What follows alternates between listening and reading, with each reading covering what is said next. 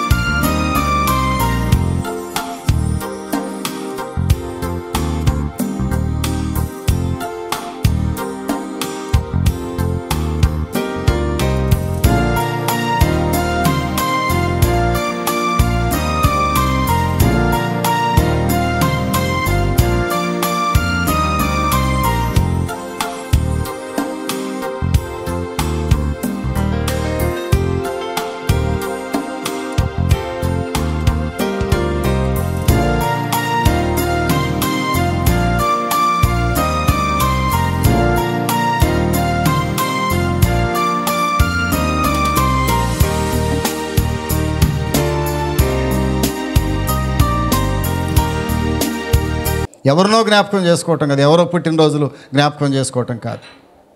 అసలు మనకి తెలియనిటువంటి పుట్టినరోజులు కూడా జ్ఞాపకం చేసుకుని దండల బొండలు వేసేసి గందరగోళం చేసేసి కదా, నీ రక్షకుడైన క్రీస్తు ప్రభు యొక్క మరణాన్ని నువ్వు జ్ఞాపకం చేసుకోవద్దు.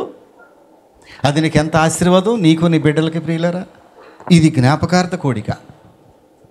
రొట్టె ద్రాక్షరసం అనగా, ప్రభురాత్రి భోజనం అనగా, పరిశుద్ధ బల్ల అనగా అది దేవుని ఆజ్ఞలో ఒక ఆజ్ఞ, తప్పక పాటించాలి మనం. నువ్వు ఎంత దూరంలో ఉన్నా, హైదరాబాద్లో ఉన్నా, బెంగళూరులో ఉన్నా, గుడివాడలో ఉన్న మెర్సీ ప్రార్థన మందిరానికి మాత్రం తప్పకుండా ఆ రోజుని రావాల్సిందే. దేవుణ్ణి జ్ఞాపకం చేసుకోవటం, ఇంతకంటే భాగ్యం ఏం కావాలి మనకి? ఇది గొప్ప భాగ్యం ప్రియులారా. ఇశ్రాయేలు నీ భాగ్యం ఎంత గొప్పది. చాలామందికి ఈ సత్యం తెలియక రెండో ఆదివారం ఇంట్లో పడుకున్నట్టుగానే, మూడో ఆదివారం ఇంట్లో రెస్ట్ తీసుకున్నట్టుగానే కదా, ఇంకేదన్నా ఆదివారం ఉంటే టీవీ ముందు కూర్చుని ఇడ్లీలు పలహారాలు ప్రత్యేక భోజనాలు కైమాలు గీమాలు కొట్టి తిన్నట్టుగానే మొదటి ఆదివారం కూడా ఎట్లాగా చేస్తున్నావా? జాగ్రత్త, be care my dear friends, ప్రియ స్నేహితులారా, జాగ్రత్త. మొదటి ఆదివారం దేవుని ఆజ్ఞది. రొట్టె ద్రాక్షరసము సాక్షాత్తు దేవుని యొక్క ఏముంటుంది దాన్ని, శరీరము, ఆయన యొక్క రక్తము. భయం లేదు కొంతమందికి. మొదటి ఆదివారం కూడా మామూలు ఆదివారంలాగా భావిస్తున్నారు కొంతమంది. చెప్పవలసినటువంటి బాధ్యత నా మీద ఉంది దైవ సేవకుడిగా. దీన్ని వివరించి చెప్పాల్సిన బాధ్యత ఉంది. ఏమిటి రొట్టె ద్రాక్షరసం అంటే? ఎందుకు దీని కొరకు మందిరానికి రావాలి? ప్రియులారా, మూడవదిగా చూస్తే ఇది ఒక ప్రకటన అన్నాడు రాత్రి. రొట్టె ద్రాక్షరసం అనగా ఒక ప్రకటన, ప్రకటించుట, ప్రొక్లమేషన్ అన్నాడు. ప్రొక్లెయిమ్ ద గుడ్ న్యూస్ అంటాడు ఇంగ్లీష్లో. ప్రకటించుట. రొట్టె ద్రాక్షరసం అనగా ప్రకటించుట. మీరు రొట్టెను తిని ఈ పాత్రలో త్రాగునప్పుడల్లా ప్రభువచ్చు వరకు ఆయన మరణమును ప్రచురించుదురు. అది కూడా రౌండ్ చేయాలి. అమ్మా, నేను రొట్టె ద్రాక్షరసం గురించి చెప్తున్నా, బాగా వినాలి. ఈరోజు మొదటి ఆదివారం కనుక ఈ బల్ల యొక్క ప్రాముఖ్యత మనం అర్థం చేసుకుంటే చాలు. ఎందుకు ఈ బల్లలోకి రావాలి మనం? ఎందుకు ప్రభురాత్రి భోజనాన్ని ఆచరించాలి? ఎందుకు రొట్టె, ఎందుకు ద్రాక్ష రసము? వస్తా రొట్టె కొనుక్కొని ఇంట్లో తినకూడదా నేను ప్రార్థన చేసుకుని? కాదు. ఇదేంటంటే దేవుణ్ణి మందిరములో జ్ఞాపకం చేసుకోవాలి మనం. రొట్టె ద్రాక్షరసం అనగా దేవుని జ్ఞాపకం చేసుకున్నట. ఏమన్నాడు? నేను వచ్చు వరకు, ప్రభు వచ్చు వరకు ఆయనను జ్ఞాపకము చేసుకోవాలి, నన్ను జ్ఞాపకము చేసుకోవాలి, దీనిని చేయుడి. రొట్టె ద్రాక్షరసం అనగా దేవుడిచ్చినటువంటి రక్షణను మనం జ్ఞాపకం చేసుకుంటున్నాము కదా. దేవుడు ఎంతగా నిన్ను ప్రేమిస్తే రక్షించాడు దేవుడు నిన్ను. ఈ బంధకాల్లో నుంచి, పాప పంకిలమైన మురికిలో నుంచి, సైతాను బంధకాల్లో నుంచి, వేదనకరమైన జీవితంలో నుంచి, చీకటి కోణంలో నుంచి దేవుడు నిన్ను బయటికి తీసుకురాలా? తీసుకొచ్చాడు లేదా? ఎంత ఆశ్చర్యం ప్రియులరా! ఈ రక్షణ లేకే చాలామంది నరకం పాలైపోయి ఆ నరకంలో వేడిలో మాడిపోతున్నారు. నీకు ఇచ్చిన రక్షణ లేక వాళ్ళకి. నువ్వు ఆ రక్షణ పొందావు. రక్షణ పొందిన నీవు ఏం చేయాలి? ప్రతిసారి నీవు రక్షణను జ్ఞాపకం చేసుకోవాలి. ప్రభువా, నీవిచ్చిన గొప్ప రక్షణ. కొంతమందికి రక్షణ జ్ఞాపకమే రాదు. ఎప్పుడు వస్తుంది తెలిసినా? 30 రోజులకు ఒకసారి జ్ఞాపకం వస్తుంది. కానీ ఒకటి మాత్రం నిజం, బాధపడతాం. 30 రోజులు ఈ మనిషి అంతులేడే, ఏమైపోయాడు? ఫోన్ దూరంగా ఉన్నాడు. ఏం చేయాలి? బెంగళూరులో ఉన్నా ఫోన్ చేయొచ్చు, ఢిల్లీలో ఉన్నా. ఒక ఆయన ఢిల్లీ వెళ్ళి ఫోన్ చేశాడు నాకు. అన్న బాగున్నారా? ఎక్కడున్నావు తమ్ముడా? ఢిల్లీలో ఉన్నానన్నా. 30 రోజులు నువ్వు కనబడకపోతే, 30 రోజులు మందిరం కనబడకపోతే, 30 రోజులు దేవుని సేవకులకు దూరం అయిపోతే, 30 రోజులు ఈ ప్రార్థన మందిరానికి అసలు కనబడకపోతే ఎలాగా నీవు ఆత్మీయంగా షైన్ అవ్వగలవు ప్రియులారా? ఆశ్చర్యం కదా. చెప్పాలి, 30 రోజులు నీవు మందిరము తెలియదు, సేవకులు తెలియదు, సేవకురాలు ఆ స్వరము వినలేదు 30 రోజులు, సేవకుడు స్వరం వినలేదు 30 రోజులు. నీవు ఎలాగా? How can you survive your life? ఎలాగా నీవు సర్వైవ్ కాగలవు భక్తిలో? ఆశ్చర్యం. ఒక్కరోజు కనబడకపోయినా, 1 గంట కనబడకపోయినా, మందిరాన్ని చూడకపోయినా విలవిల్లాడిపోతాం మనం. ఎలాగ ఉండగలుగుతున్నాం 30 రోజులు మందిరం చూడకుండా? ఆశ్చర్యము ప్రియులారా. ఇది యేసు రక్తములో కడగబడిన అనుభవం ఉన్నట్టయితే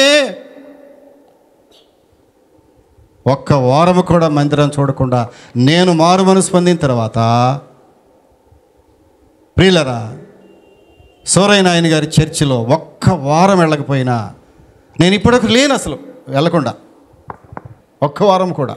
ఎటువంటి పరిస్థితుల్లో ఎప్పుడైనా అఫీషియల్ టూర్లో హైదరాబాద్ వెళ్తే, అప్పుడు హైదరాబాద్ మనకు ముఖ్యపట్నం, ఈ రాజధాని ఇక్కడ కాదు కదా మనకి కదా. కలెక్టర్ గారు ఏదైనా ఇంపార్టెంట్ పని మీద పంపినప్పుడు, అఫీషియల్ టూర్ మీద అయినా సరే, కొన్నిసార్లు హైకోర్టుకు వెళ్ళాల్సి వచ్చేది, కొన్నిసార్లు అక్కడ హైదరాబాద్ సెక్రటేరియట్కి వెళ్ళాల్సి వచ్చేది, కొన్నిసార్లు మినిస్టర్స్ దగ్గరికి డైరెక్ట్గా పంపించేవాళ్ళు నన్ను, ఐఏఎస్ ఆఫీసర్ దగ్గరికి. వాళ్ళ పర్మిషన్ తీసుకుని అయితే morning service or evening service. ఇప్పుడు ఈవినింగ్ సర్వీస్ ఎందుకు పెడతాను తెలిసిన? ఉదయం వాళ్ళకి సరిపడకపోతే, అవకాశం లేకపోతే సాయంత్రం కార్యక్రమానికి రావచ్చు. మీలో కొంతమంది పని పాట లేకుండా పెడతాడు పాస్ట్ గారి. దయచేసి ఊహించవద్దలాగా. పని పాట లేని సర్వీస్ కాదు ఇది. మాకు సమయం ఎంతో సర్ప్లస్ టైం, అంటే మిగులు సమయం, సర్ప్లస్ టైం మాకు చేతి నిండా ఉంది కాబట్టి ఈ సేవ కొనసాగించలేమా? గుర్తుపెట్టుకోవాలి, ఇది నిజము, నమ్మాలి. ఒకవేళ ఎవరైనా అనుమానం ఉంటే తరచి మమ్మల్ని పరీక్ష చేసి చూడాలి. ఈ సేవ ఎలా కంటిన్యూ అవుతుందో, దేని నిమిత్తమై చేస్తున్నామో, ఎందుకు ముందుకు వెళ్తున్నామో, ఎవరి కొరకు ముందుకు వెళ్తున్నామో, నా బిడ్డల కొరకో, ఆస్తి కొరకో, అంతస్తుల కొరకో, అవునా కాదో మీరు తరచి చూడాలి. అంత సమయం లేకపోయినా 6 గంటలకు మళ్ళీ ఈవినింగ్ సర్వీస్ పెడుతున్నాం. ఎవరి కోసం అంటే నీకోసమే. నువ్వు అనుకుంటున్నావు పని పాట లేకుండా పెడుతున్నట్టండి, 3 గంటలకు భోజనం చేస్తే రెస్ట్ తీసుకుంటే 5-6 అవుద్ది, అప్పుడు టీ తాగి మళ్ళీ టీవీ దగ్గర కూర్చోవచ్చు, ఏ బ్రహ్మాండ ప్రోగ్రాం వస్తుంది అనుకుంటున్నావా? లేదు ప్రియులారా, దయచేసి అలా ఎన్నడూ ఊహించొద్దు. దేవుని మందిరములో ఆశీర్వాదములు పుష్కలంగా ఉన్నాయి. దేవుని మందిరములో ఆశీర్వాదములు నీ బిడ్డలకు పుష్కలంగా దేవుడు అలాగ సమకూర్చి దాచి ఉంచాడు. దాన్ని అందుకోవటం నీ వంతే. నీవు అపార్థం చేసుకుంటే నష్టపోతావు. దేవుని బల్లనగా ప్రకటన. దేవుని బల్లనగా మరొక ప్రాముఖ్యమైన విషయం తెలిసిన, అది ఒక పరీక్ష. ప్రభురాత్రి భోజనం అనగా పరీక్షించుకునే రాత్రి. మొదటి ఆదివారపు బల్లనగా మనలో మనం పరీక్షించుకునే సమయము. దేవుని యొక్క బలిపీఠం అనగా ప్రతి సేవకుడు, ప్రతి సేవకురాలు, ప్రతి సేవకుని యొక్క పిల్లలు అతని జీవితమును పరీక్షించుకునేటటువంటి స్థలం ఏదంటే దేవుని యొక్క ఆ యొక్క బలిపీఠము. నువ్వు రొట్టె ద్రాక్షరసానికి వచ్చినప్పుడు నువ్వు చేయవలసిన మొట్టమొదటి పని ఏంటంటే నిన్ను నీవు పరీక్షించుకోవాలి. ఏముంది అక్కడ చూడండి దయచేసి.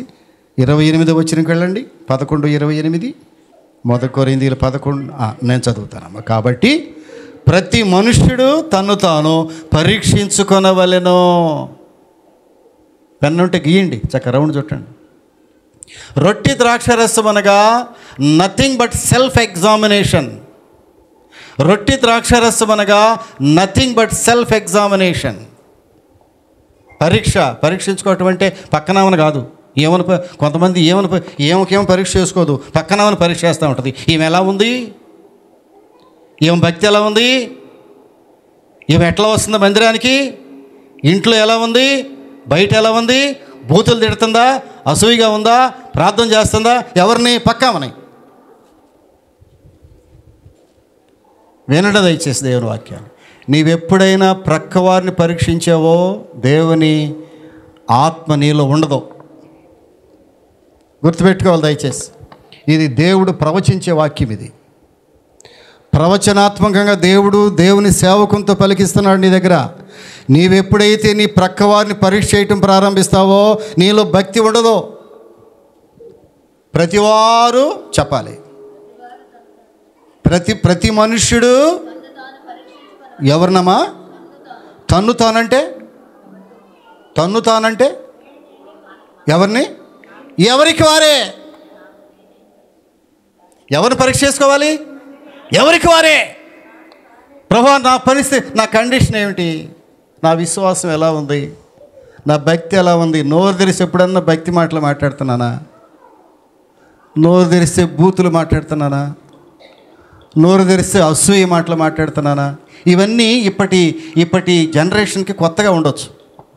ఎందుకంటే అసూయ మామూలు అయిపోయింది, బూతులు సర్వసాధారణం అయిపోయింది, దొంగతనాలు సర్వసాధారణం అయిపోయింది, ఇంకేదన్నా వ్యభిచార పాపం సర్వసాధారణం అయిపోయింది, జారత్వం సర్వసాధారణం అయిపోయింది, సినిమాలు చూడటం సర్వసాధారణం అయిపోయింది,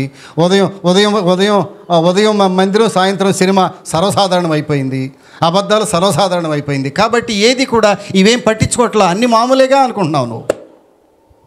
కానీ ఇవేమీ మామూలు కాదు. నీవు బల్లలో పాలు పంపులు పొందవలెనంటే దానికి ముందుగా ఒక స్టెప్ ఏంటంటే నిన్ను నీవు పరీక్ష చేసుకోవాలి కదా. బలారాధన అంటే ఎంత ముఖ్యం ప్రియులారా. ఎన్ని విషయాలు ఉన్నాయి బలారాధనలు, ఎన్ని విషయాలు దాగి ఉన్నాయి బలారాధన అంటే. అందుకే చాలాసార్లు నేను రాత్రి చెప్పాను, నేను మారు మనసు పొందిన సహవాసంలో ఎల్ఈఎఫ్లో, లేమెన్స్ ఎవెంజలికల్ ఫెలోషిప్లో, జాషువా డాన్లీ గారు దీనిలో మాకు రొట్టె ద్రాక్షారసం ఎవరు అమ్మా, రొట్టె ద్రాక్షారసం ఎవరు మాకు ఎప్పుడు ఇస్తారనుకుంటున్నారు? సంవత్సరానికి ఒక్కసారే. అది కూడా ఎప్పుడు? కనిపెట్టి కూటం ఉంటుంది. డిసెంబర్ 31వ తారీఖున కనిపెట్టి కూడికి ఉంటుంది. డిసెంబర్ 31 రాత్రికి, తెల్లారితే 1 తారీఖు. ఆ 31 రాత్రి కనిపెట్టి కూడికలో మాకు రొట్టె ద్రాక్షారసం ఇస్తారు. నేను అడిగాను, అయ్యా మరి చాలామంది నెల ఇస్తారు కదా, కొన్ని సహవాసాలు ప్రతి ఆదివారం ఇస్తారు కదా. నేను 2 సంవత్సరాలు ఒక సహవాసంలో నేను సేవకునిగా కూడా పనిచేశాను. నాతో ప్రసంగం చేయించారు. భక్సింగ్ గారి సహవాసం హెబ్రోన్ కదా. భక్సింగ్ గారి సహవాసంలో ప్రతి ఆదివారం రొట్టె విరుస్తారు. ఇవాళ రొట్టె విరుస్తారు, రేపు 2 ఆదివారం కూడా రొట్టె ఉంటుంది, 3 ఆదివారం కూడా రొట్టె ఉంటుంది. ప్రతి ఆదివారం రొట్టె విరుస్తారు. ఆది అపోస్తుల కాలంలో మీరు వెళితే అపోస్తుల కార్యంలోకి ప్రతిరోజు వారు రొట్టె విరుచుట యందును ప్రార్థన యందును ఎడతెగక ఉండిరి. ఎప్పుడు విరిచేవాళ్ళంట? ప్రతి ఆదివారం కాదు, ప్రతిరోజు రొట్టె విరిచారు. మా సహవాసంలో సంవత్సరానికి ఒకసారే. నేను అడిగితే పాస్టర్ గారు అన్నారు, అబ్బాయి నీకు తెలియదయ్యా, ప్రతి ఆదివారం రొట్టె విరిస్తే వచ్చే ప్రమాదం ఏంటో తెలుసునా? అనాలోచితంగా తీసుకుంటారయ్యా వాళ్ళు. అనాలోచితంగా తీసుకోవటానికి మనమే వారిని ప్రోత్సహిస్తే ఏం జరుగుతుంది? అనాలోచితంగా తీసుకుంటే ఏమవుద్ది? కాబట్టి ఎవడును అయోగ్యముగా ప్రభు రొట్టెను తినకూడదు. అయోగ్యముగా ప్రభు రొట్టె తినకూడదు. అయోగ్యముగా ద్రాక్షరసము తాగకూడదు. అయోగ్యముగా బలను సమీపించకూడదు. అయోగ్యముగా బలను ముట్టుకోకూడదు. అందుకే రొట్టెను పంచిపెట్టేవారిని కూడా బహు జాగ్రత్తగా మనం సెలెక్ట్ చేస్తాం. అందరూ గిన్నెని అందించేవాళ్ళు ఉండరు ప్రియులారా. అందరూ గిన్నె అందించలేరు. ఎవరు అందిస్తారు? గిన్నెని అందించేవాళ్ళు బహుయోగ్యులై ఉండాలి అంటాడు. ఏంటి యోగ్యత? యోగ్యత అంటే ఏంటమ్మా?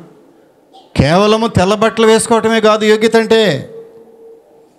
దేవుని సన్నిధిలో నిరంతరము కొనసాగుతూ, ప్రార్థనలో నిరంతరం ఎడతెగ కొనసాగుతూ, విశ్వాసాన్ని జాగ్రత్తగా కాపాడుకుంటూ, భక్తిని కాపాడుకుంటూ, తనకి శరీరమును కాపాడుకుంటూ, ఆలోచనలు పవిత్రపరచుకుంటూ, ప్రభువా నా నోటి మాటలు, నా హృదయ ధ్యానము నీకు అంగీకారముగా చేయి ప్రభువా అని ప్రార్థన చేసే వారే రొట్టెను పంచిపెట్టడానికి అర్హులు. బైబిల్ చెప్తున్న సత్యం ఇది. ప్రియులారా, నా అంతటి నా మాటలు కాదు ఇవి. నా మాటలు అయితే ధైర్యంగా చెప్పలేను. నేను కొంచెం ఆలోచించి చెప్తా. ఇది దేవుని మాటలు కాబట్టి ధైర్యంగా చెప్తున్నాను నేను. రొట్టెను పంచిపెట్టుటనగా బహుశ్రేష్టమైనటువంటి పని. ఇది చాలామందికి దొరకదు. రొట్టె పంచడం అంటే అందరికి దొరుకుద్దా? ఈ భాగ్యం, ఇదొక భాగ్యము ప్రియులారా. రొట్టె పంచుట ఇదొక భాగ్యము. పెద్దమ్మాయి అనేక సంవత్సరాలు రొట్టె పంచింది. తర్వాత బలహీనరాలు అయినప్పుడు కొంచెం మార్చాను. తర్వాత ఆమెకి ఇవ్వాలని మళ్ళీ చూసాం మేము ప్రియులారా. చాలా బలహీనమైంది ఆమె, నడవలేకపోతున్న ఉద్దేశంతో మరొక యోగ్యురాలను ప్రభువు చూపించమంటే ప్రభు ఒక మార్గాన్ని చూపించాడు మనకి.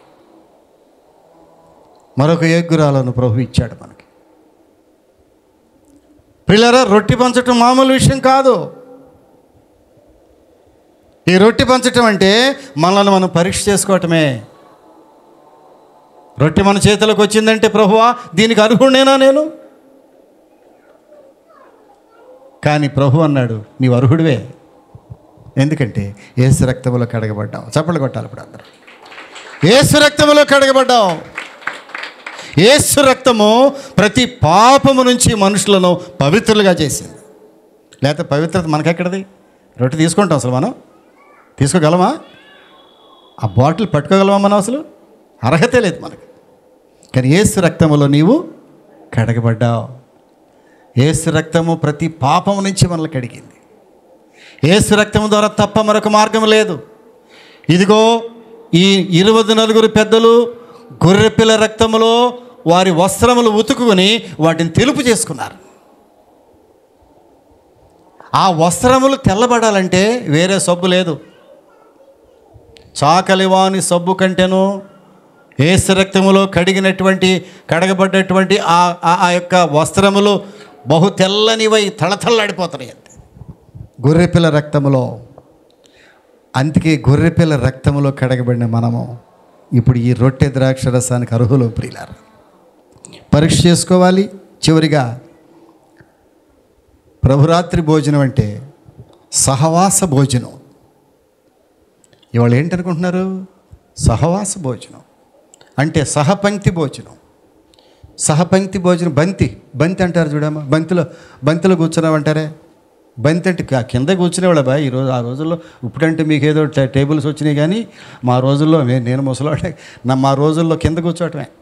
నీకులా ఓపి బిట్టు ప్యాంటు బిర్రుగా ప్యాంటు వేసుకోవచ్చు టప్మంటది. అది కుదరదు. అది ప్రభురాత్రి భోజనం అనగా ఇది సహపంక్తి భోజనం. ఇది సహపంక్తి భోజనం అమ్మా. కలిసి భోంచేసే రోజు ఇది. మొదటి ఆదివారం అనగా కలిసి భోంచేసే రోజు ఇది. 33వ వచనంకి వెళ్దాం చూడండి దయచేసి. సహవాస భోజనమయ్యా. కాబట్టి నా సహోదరులారా భోజనము చేయుటకు మీరు కూడి వచ్చినప్పుడు ఒకరికొకరు ఒకడు కనిపెట్టుకుని ఉండుడి. ఒకని కొరకు ఒకడు కనిపెట్టుకుని ఉండుడి. ఎవడు పెడితే తింటాం కాదు.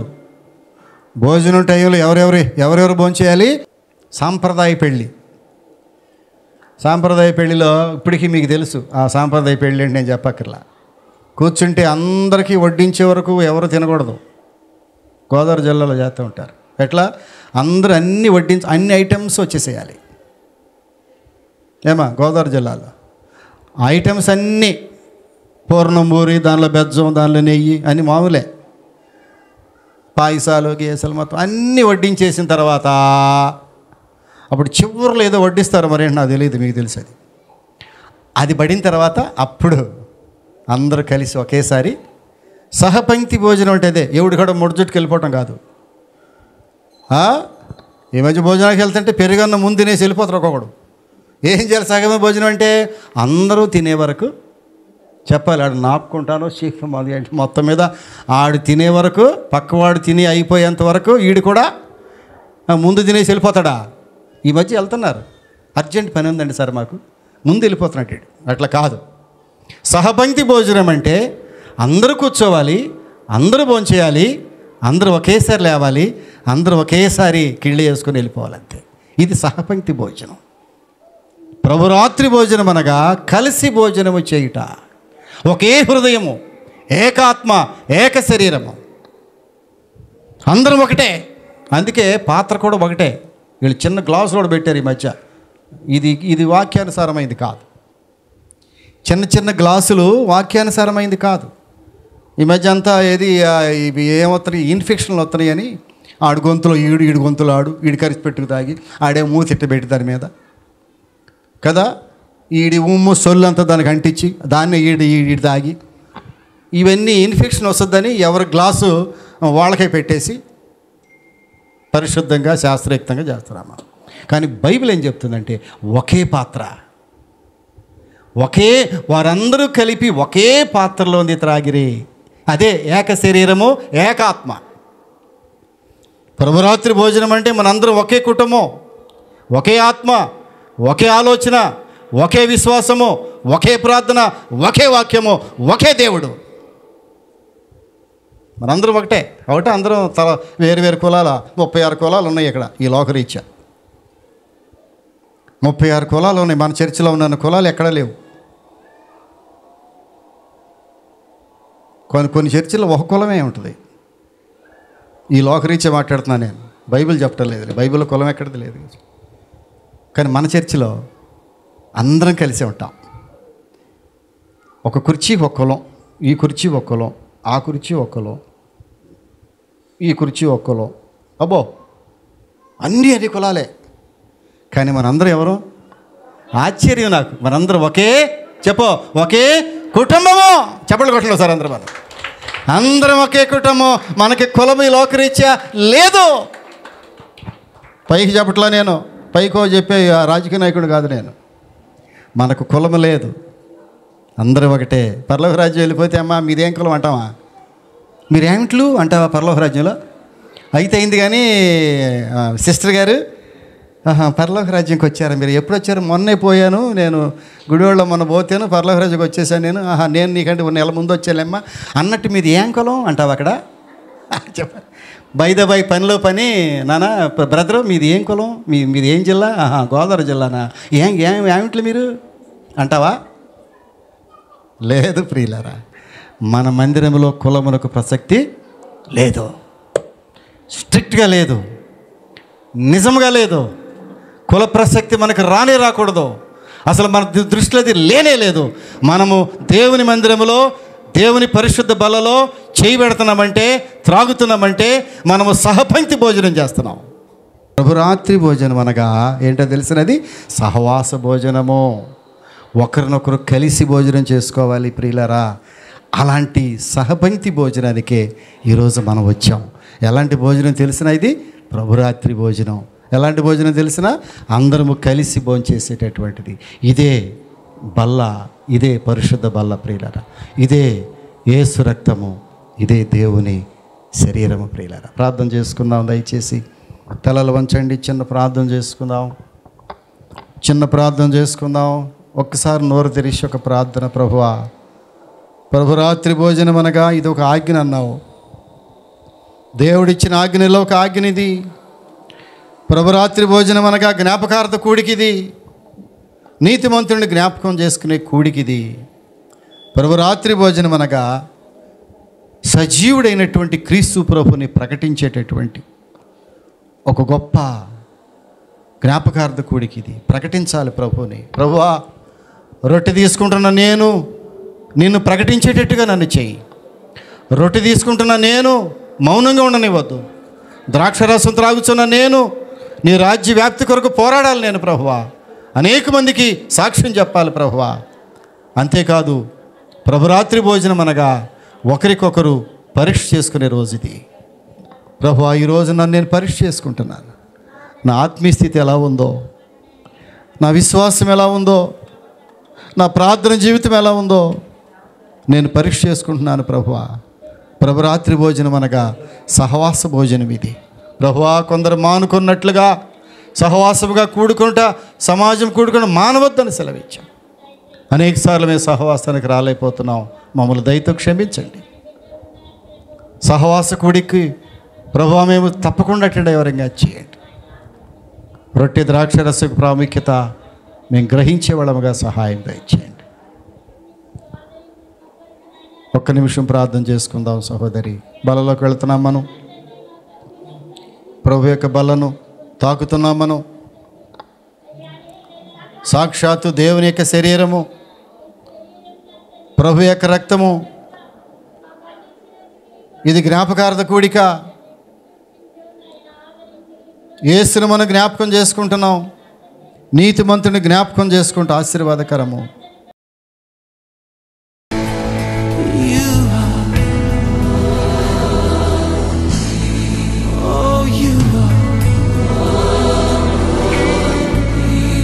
పరిశుద్ధుడా, ప్రేమ కలిగిన స్వామి, నీ రక్తము పాపములను కడిగివేసే రక్తం ప్రభువా. అందుకే గొర్రెపిల్ల రక్తములో మా వస్త్రములు ఉతుక్కోమని సెలవిచ్చావు. అందుకే మొదటి ఆదివారము పరిశుద్ధమైన బల్లను మేము సమీపిస్తున్నాము. బల్లంటే ఏదో కాదు ప్రభువా, నీ శరీరము, నీవు కార్చిన మూల్యమైన రక్తము. ఈ రెండింటిని మీ జ్ఞాపకం చేసుకున్నప్పుడు నాయనా, పాపముతో నిండి మా హృదయములు ఎలాగ నీవు పరిశుద్ధపరిచావో, మమ్మల్ని ఒక్కొక్కరిని ఎలాగ నీవు కడిగేవో ప్రభువా, పరిశుద్ధులుగా చేశావో, ఈ గొప్ప సత్యాన్ని మేము జ్ఞాపకం చేసుకుంటున్నావు తండ్రి. ఇదొక జ్ఞాపకార్థ కూడికన్నావు. ప్రభురాత్రి భోజనం అనగా జ్ఞాపకార్థ కూడికన్నావు. ఒక పరిశుద్ధుడిని, నీతిమంతుడిని మేము జ్ఞాపకం చేసుకుంటున్నాము. ఇది మాకు మా బిడ్డలకు ఆశీర్వాదకరం ప్రభువా. ఇది సహపంక్తి భోజనం అన్నావు. ఇది నిన్ను ప్రకటించే రోజు అన్నావు. ఇదొక ఆజ్ఞ అన్నావు ప్రభు. దేవా, ఇదొక పరిశుద్ధమైనటువంటి ప్రక్రియ అన్నావు తండ్రి. ఇవన్నీ మేము గ్రహించడానికి మాకు సహాయం దయచేయి. ఇదిగో ఇప్పుడు మేము నీ పరిశుద్ధ బలంలోకి వెళుతున్నాం ప్రభువా. మమ్మల్ని అందరినీ సిద్ధపరచండి. బిడ్డలు ఎంతోమంది సిద్ధపడి వచ్చారు, ప్రార్థనలో సిద్ధపడ్డారు, ఒకరినొకరు క్షమాపణ అడుక్కున్నారు, నీ దగ్గర క్షమాపణ అడిగారు ప్రభువా, హృదయాన్ని కడుక్కున్నారు, సిద్ధపరుచుకున్నారు ప్రభువా. వారందరినీ మీరు జ్ఞాపకం చేసుకున్నారు. రొట్టె తీసుకొని చుండగా మీ సన్నిధి మాతో ఉంచమని విన్న వాక్యాన్ని ముద్ర వేసి, ఇదిగోని బిడ్డ ప్రకటించిన వాక్యాన్ని కూడా ముద్ర వేసి కృప చూపించు. యేసు నామమున అడుగుచున్నాము తండ్రి, ఆమేన్.